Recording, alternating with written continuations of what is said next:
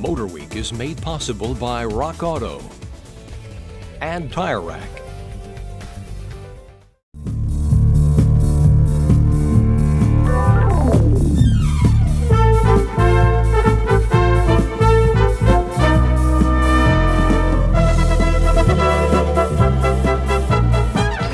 Hello and welcome to Motor Week. I'm glad you're with us. As you can see, this week we're at the General Motors Proving Grounds in Milford, Michigan, as we continue our look at all that's new and all that's renewed from the domestic automakers for 1983.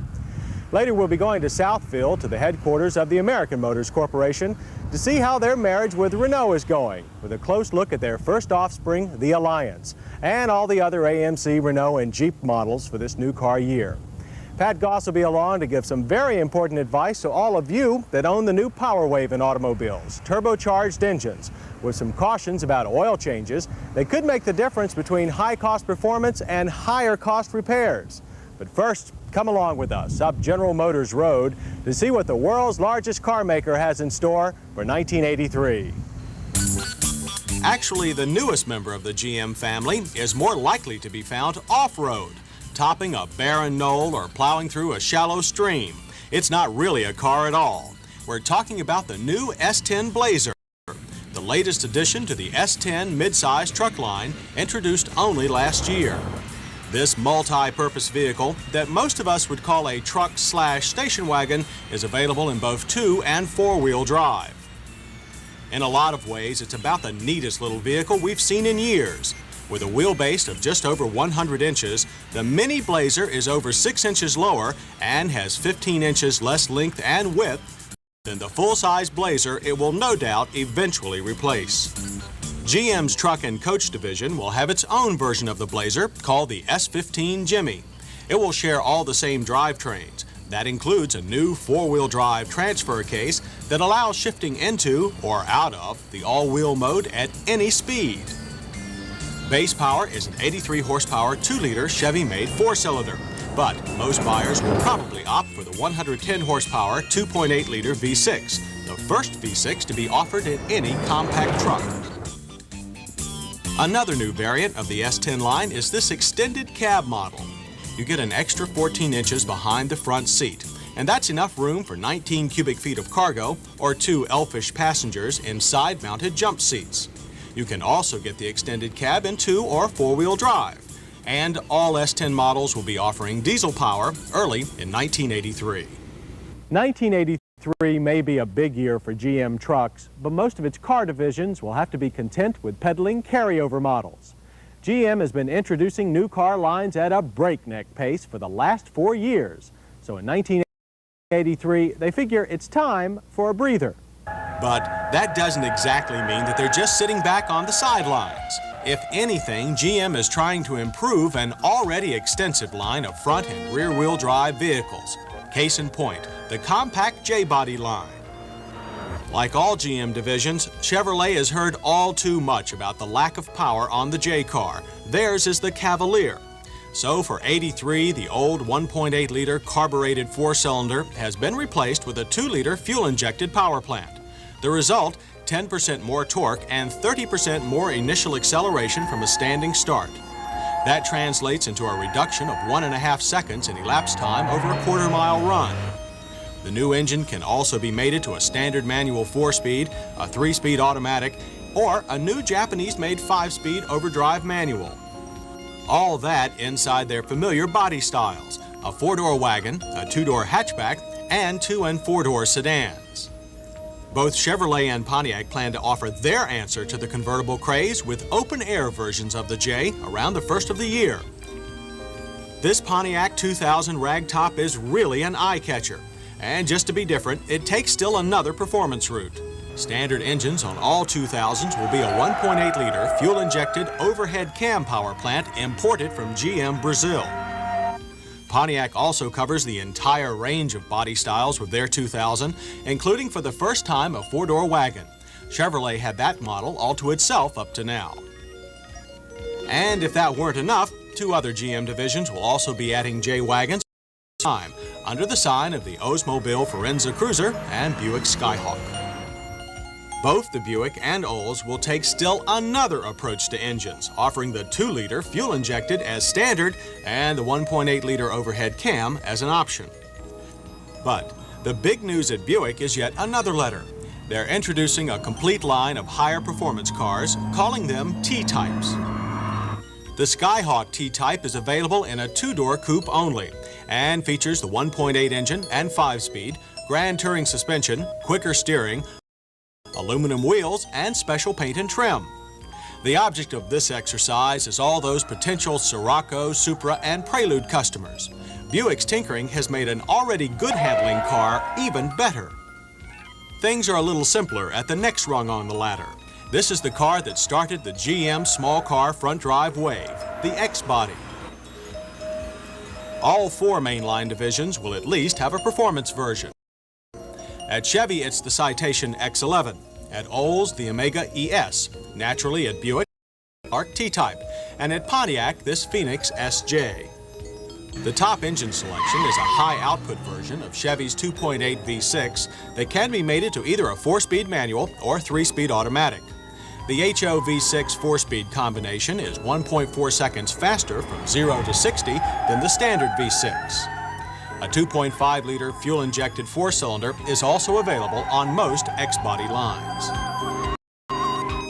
While Chevy and Pontiac offer both sedans and hatchbacks, Buick and Olds will still opt for the notchback versions only.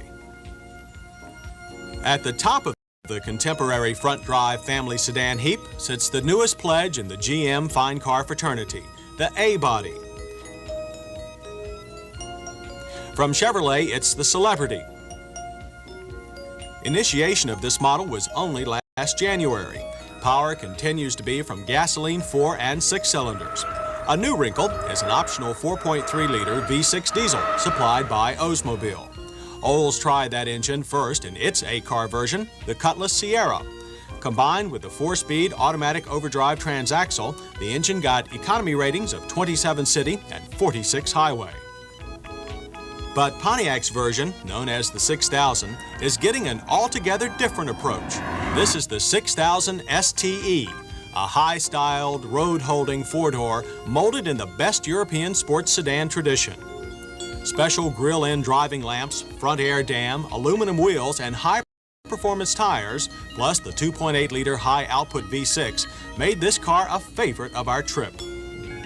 On the inside, fully adjustable orthopedically designed bucket seats, full instrumentation, and this driver information center. Not only does it remind you of open doors and low fluids, but it also reminds you of when your investment needs service. It's the most advanced electronic display we've seen yet. But the real pleasure is in the driving. Through this small handling course, the STE charmed its way around the pylons in championship style. Not to be outdone, enter the Buick Century 4-door T-Type. With a different but no less effective approach to trim, the formerly Old Man's division is showing that it can produce fun cars too. Buick chose to use its own 3-liter V6 and will add a new automatic overdrive transaxle after the first of the year. From these cars and secret engineering prototypes we've seen, it's clear that GM has high hopes for the A-bodies and is trying to offer versions to fit every lifestyle. But the biggest and the first of GM's front drivers were the Buick Riviera, with or without turbocharging, and the Oldsmobile Toronado. Now for 1983, it'll be this $25,000 Riviera convertible, in red or white, that is bound to continue to provide both high technology and tans for the country club set. But front-wheel drive is only about half the GM story. GM is still hanging in there, building hundreds of thousands of rear-drive cars each year. And since the cutting edge of technology isn't everybody's cup of tea, rear-wheel drive remains a major item in the General showrooms. For a lot of years, GM was most noted for its bigger cars. Of course, bigger cars also meant bigger profits, so it's not surprising to still see quite a few of them running around. But these days, they do most of their running on 30-mile-per-gallon diesel power. Cars such as this Oldsmobile 98, the slightly smaller Olds 88, and Chevy Caprice Impala lines are enjoying a resurgence in sales, thanks no doubt to the current stability of oil prices. It also seems that customers haven't been altogether pleased with many of the much smaller replacements. Buick, too, is continuing the land yacht tradition with both the Electra and LeSabre lines. Along with Chevy and Olds, Buick offers a variety of 2- and 4-door sedans and wagons in what has to be the last tribute to the oldest of American love affairs. This Chevrolet Malibu heads up the list of another lineup of cars that are still large by tomorrow's standards. Available with base V6 gas power and diesels as options, they too continue to successfully buck the trend towards front-wheel drive. Pontiac, having already dropped its full-size offerings, calls its version Bonneville. Buick has the Regal and Olds the Cutlass Supreme. Oldsmobile's 4-door sedans and wagons are pretty much the same as they've been for several years, but there's still quite a bit of life left in their 2-door models. Coupes like this Cutlass Supreme still bring back memories of muscle cars of the 1960s. This special Hurst Olds celebrates the 15th anniversary of the first time Olds matched its cars to the king of high-performance shifters. And this Cutlass, complete with a 5-liter V8, has Hurst Lightning Rod shifter. This one, with its 3 levers, will let any street racer shift the 4-speed automatic as a manual. Only 2,500 will be made. To match that Olds marketing wit, Pontiac will still have its Grand Prix, Buick its turbocharged Regal Sports Coupe, and Chevy this Monte Carlo. At the bottom of the rear drive family car set, the not-so-lowly Chevrolet Chevette and its close copy, the Pontiac 1000. The Chevette was America's first really modern small car. It's frequently eclipsed by much more interesting products from other makers, but still it remains, with diesel and gas power, the top-selling small car in all the land. But if you're one who thinks rear drives can't possibly be of much interest or fun, then you've failed to reckon with the brightest of the old-fashioned girls, the new, just this year, Pontiac Firebird and Chevrolet Camaro. Known as GM F-bodies, no doubt for flash, they can be had mild, like this 4-cylinder Firebird, or wild, like this 5-liter fuel-injected Camaro Z28. Both cars get 2 new transmissions for $83, a fine 5-speed manual, and more economic 4-speed automatic. But it's the Camaro that gets the most notably revised trim. This new interior has very supportive, fully adjustable bucket seats, but they're unfortunately covered in fabric that could never be called sedate. Curiously, it's the Pontiac that gets the only engine change, a new high-output 2.8-liter V6. Nothing unusual about that, except the engine is made by Chevrolet, and you can't get it on the Camaro. Pontiac will offer 2 special versions of the top-line Trans Am during '83, a black and gold special edition Recaro version, complete with doeskin leather Recaro seating, and after the first of the year, replicas of their Daytona 500 pace car. But all this fuss about the F-car is merely meant to keep us interested until next March. That's when we'll see this car, the new from the ground up and no doubt highly expensive 1983.5 Chevrolet Corvette. America's only true sports car finally gets its first new set of fiberglass in 14 years. You've probably noticed you haven't heard the name Cadillac yet. Well, now you have. As the smallest of the GM divisions, Cadillac's models are aimed at narrow markets that really defy all but the broadest comparisons with the rest of the General Motors family. To say Cadillac is unique is something of an understatement. For 1983, Cadillac becomes the first U.S. car division to switch completely from carburetors to electronic fuel injection for all engines. Their largest cars are large, all right, a 20-foot-long 8-passenger limousine and this 17-foot 4-door Fleetwood Brougham sedan. For the second year, most full-size Caddies will be powered by a 4.1-liter iron aluminum block V8, the most modern V8 yet designed. Or, as in the case with this 2-door Coupe de Ville, you can get an optional 5.7-liter V8 diesel. And lest you think Cadillac doesn't know much about front-wheel drive, we should remind you that Cadillac has been using pull-me cars for years under the name of Eldorado. For 1983, Eldorado's, and for that matter Cadillac's biggest news is a bigger sound. provided by an optional Delco Bose premium sound system.